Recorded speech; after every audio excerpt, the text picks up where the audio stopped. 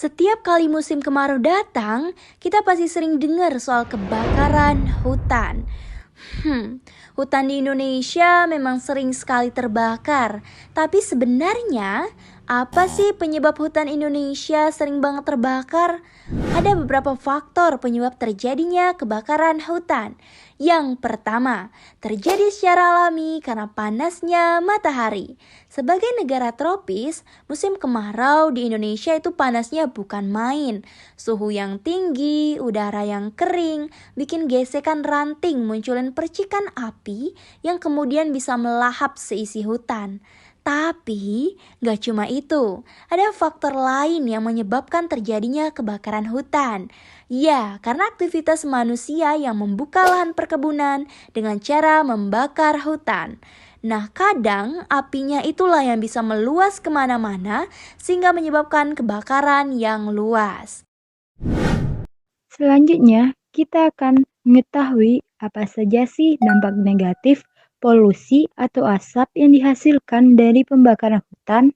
Dampak kesehatan dari asap yang ditimbulkan dapat menyebabkan penyakit infeksi saluran pernapasan atas atau ISPA, asma, penyakit paru obstruktif kronik, penyakit jantung, serta iritasi pada mata, tenggorokan, dan hidung. Menurut Badan Meteorologi, Klimatologi, dan Geofisika bersama Kementerian Lingkungan Hidup dan Kehutanan RI, Mandala, Agni, dan masyarakat peduli api memberikan informasi terkait dampak kebakaran lahan dan hutan. Kebakaran hutan dan lahan berdampak pada rusaknya ekosistem dan menyebabkan musnahnya flora dan fauna yang tumbuh dan hidup di hutan. Tersebarnya asap dan emisi gas karbon dioksida dan gas-gas lain udara berdampak pada pemanasan global dan perubahan iklim. Kebakaran hutan mengakibatkan hutan menjadi gundul. Bagaimana sih solusinya agar kita terlindung dari polusi akibat kebakaran hutan? Tentunya ada banyak macam cara kita sebagai manusia yang baik dan budiman untuk melindungi manusia lainnya. Seperti hindari pembakaran sampah di hutan saat angin kencang. Angin yang kencang beresiko menyebarkan anak api dengan cepat. Selanjutnya, tidak membuang puntung rokok sembarangan di area hutan ataupun lahan kering. Lalu, tidak membuat api unggun di area yang rawan terjadi kebakaran. Cek api setelah selesai melakukan pembakaran. Ingatkan pada masyarakat lainnya agar tidak terjadi hal yang fatal. Membuatkan sekat-sekat kanal pada lahan gambut agar tanahnya menjadi lembab dan tidak mudah terbakar. Bagaimana cara mengatasi permasalahan pembakaran hutan? Yang pertama, membuat hutan buatan. Dengan syarat, jika kadar air yang ada pada awan itu sudah mencapai 75%. Yang kedua, membuat bom air.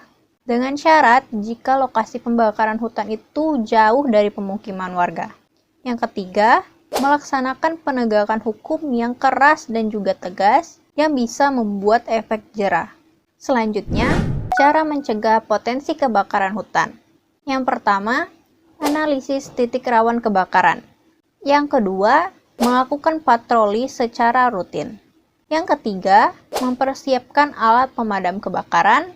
Dan yang terakhir, mengadakan penyuluhan dan edukasi kepada masyarakat mengenai bahayanya kebakaran hutan ini.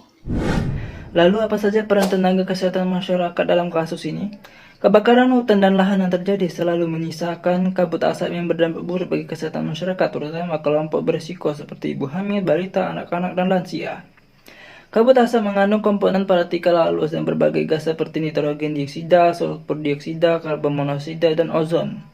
Dalam batasan tertentu, apabila komponen tersebut terhirup dapat menyebabkan berbagai penyakit saluran pernapasan hingga menelan korban jiwa.